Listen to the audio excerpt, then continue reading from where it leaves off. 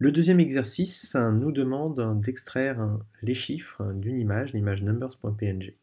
On veut récupérer une image où apparaîtront uniquement en blanc les pixels appartenant à un chiffre sur cette image et en noir les pixels n'appartenant pas à un chiffre. Donc c'est la segmentation, c'est-à-dire de transformer une image qui est en niveau de gris en une image où apparaissent deux groupes de pixels, donc une image binaire.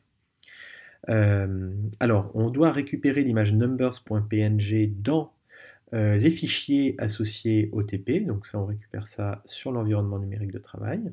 On récupère alors un fichier zip qu'on décompresse et on a le dossier image. Alors pour faire plus simple, le dossier image, moi je vais le copier et je vais le mettre dans le projet, je vais le mettre dans le dossier, le sous-dossier TP2 du projet. Voilà. Alors je m'excuse par avance parce que j'ai vu que sur la première vidéo que quand je code et donc j'appuie sur les touches du clavier, ça fait un bruit terrible sur la vidéo. C'est pas moi qui frappe mon clavier avec un marteau, c'est simplement que le micro est un peu proche du clavier, donc dès que j'appuie sur le clavier, ça donne un son assez important dans la vidéo. J'essaierai de taper sur les touches un peu moins fort, mais je vous rassure, aucun ordinateur n'a été torturé pendant le tournage de cette vidéo. Alors, l'exercice 2, on va donc revenir sur PyCharm et on va créer un nouveau fichier qu'on appellera naturellement exo2.py. On va récupérer les imports précédents. Voilà. Et on va ouvrir notre image. Avec la fonction imread. Et ce sera dans le dossier image. Et ce sera l'image normalement numbers.png. Voilà. On commence par l'afficher, parce que toujours en traitement d'image, on regarde un petit peu les images que l'on gère.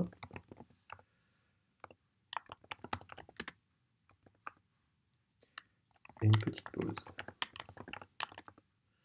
J'ai du mal à faire passer mes points en point virgule. Voilà. On lance Exo2. Comme c'est la première fois qu'on le lance, on fait un clic droit dessus et on voit notre image. Alors, bon, elle est plutôt petite. Néanmoins, on voit apparaître un certain dégradé d'illumination. Donc on voit que les chiffres en haut à gauche, enfin même l'image dans son ensemble en haut à gauche, est bien plus foncée qu'en bas à droite. Alors pour essayer de tenter de récupérer uniquement les chiffres, on va essayer de faire un seuil, c'est-à-dire de récupérer tout en blanc, tous les pixels de l'image qui sont supérieurs ou égaux à une certaine valeur, et tous les autres seront à 0.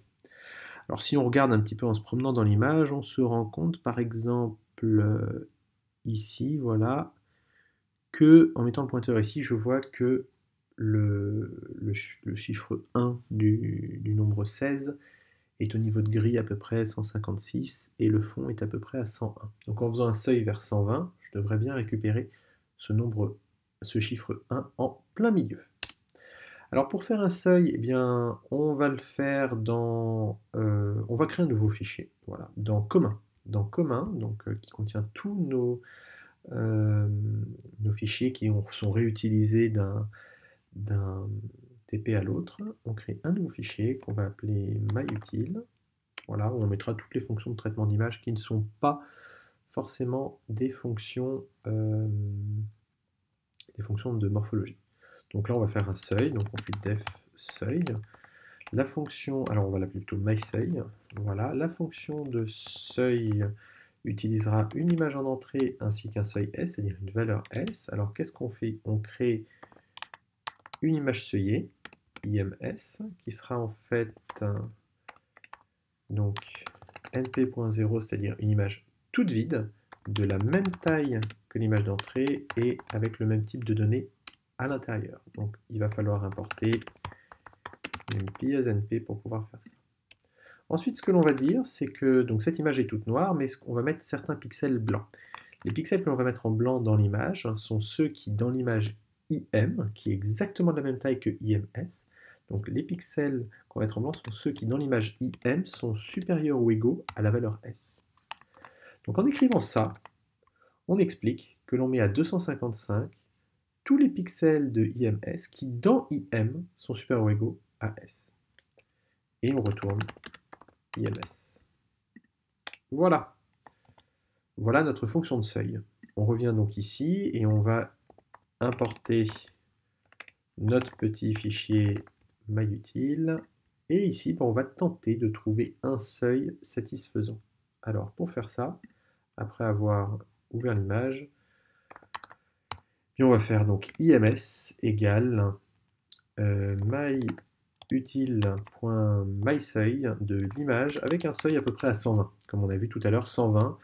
100 c'était à peu près le niveau de grille du fond, 150 c'était à peu près le niveau de grille du chiffre 1, donc 120, ça devrait bien permettre d'isoler en blanc les pixels du chiffre 1. Donc on affiche toujours l'image et on va aussi afficher le seuil à 120. Voilà. On lance, nos images apparaissent ici, et effectivement, on a bien isolé le chiffre 1, mais le problème, c'est que c'est qu'une partie des chiffres qui a été isolée. Les chiffres en bas à droite, eh bien, n'ont pas du tout été isolés, ceux en haut à gauche non plus. Alors, qu'est-ce qui se passe? En fait, comme il y a un gradient d'élimination, eh bien, effectivement, en plein milieu, on voit que 120, c'est un bon démarqueur entre le fond qui est à peu près à 100 et le chiffre qui est à peu près à 150. Néanmoins, cette valeur, elle ne marche qu'à peu près dans la bande du milieu.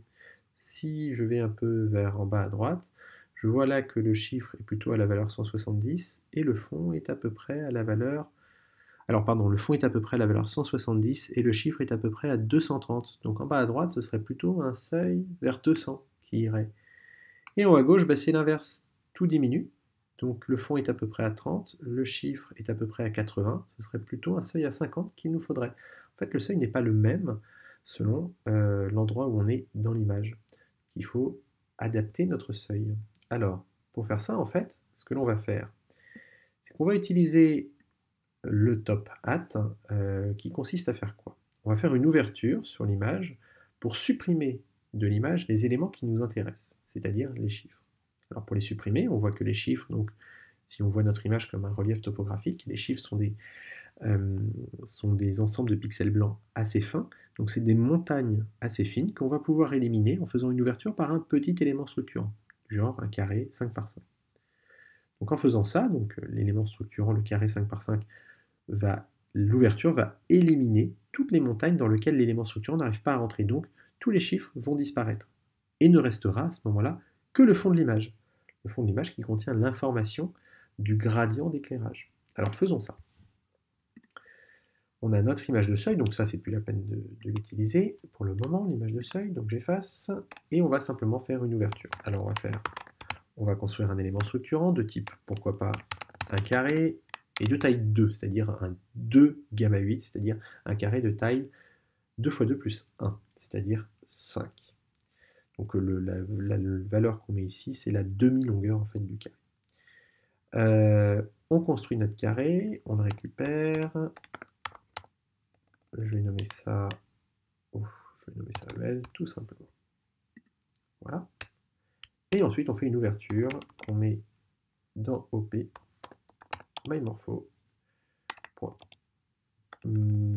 myopen de l'image avec l'élément structurant. Voilà. Ensuite, on va afficher ici le résultat de l'ouverture. Voilà. Le résultat est le suivant, donc on a l'image, et effectivement, en faisant une ouverture par un tout petit carré, on a éliminé toutes les petites montagnes, c'est-à-dire les ensembles de pixels blancs dans lesquels le carré, un petit carré 5 par 5, ne parvient pas à rentrer. Or, les chiffres étant très fins, de 1 pixel, eh bien, un carré de 5 par 5 ne parvient jamais à rentrer dans les chiffres. Donc, on récupère une image où on n'a que le fond qui apparaît, donc le gradient d'illumination. Ça va nous servir parce que ce que l'on va faire, c'est qu'on va faire la différence entre l'image et le fond. Cela devrait nous donner une image où apparaîtra uniquement ce qui a été retiré par l'ouverture, c'est-à-dire les chiffres, et éclairé de façon homogène. Alors on met ça dans une image TH pour top hat, le nom de cette transformation qui consiste à soustraire à une image le résultat de son ouverture par un élément structurant. Voilà. Et on va pouvoir afficher le résultat du top hat.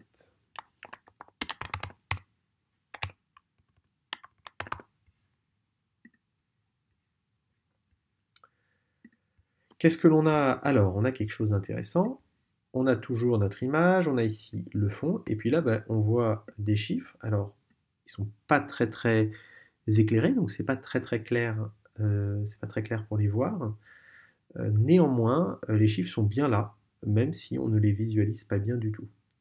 Maintenant, on peut voir qu'ils sont tous à peu près au même niveau de gris, à peu près 50. Donc, on a réussi à bien rendre homogène l'image, même si on a un peu, on a réduit la visibilité de l'information. Mais ce n'est pas grave, parce que maintenant, sur cette image, on va pouvoir faire un seuil. C'est-à-dire que maintenant, étant donné qu'on voit que les chiffres sont à peu près à 50 et le fond à 0, on va faire un seuil à 20, par exemple. Ce qui va faire que tout ce qui est au-dessus de 20, c'est-à-dire les pixels appartenant aux chiffres, vont passer à 255, tout ce qui est en dessous de 20 va passer à 0. Et donc ça va nous permettre d'avoir une image où apparaîtront très clairement les chiffres. Donc là, ce qu'on peut simplement faire, c'est un seuil S qui est égal à myutil.myseuil de l'image, et pas de l'image, du top hat au niveau 20, donc l'image qu'on a générée. Et on va appeler ça le seuil top hat. Et on met ça ici. Et voilà ce que l'on obtient.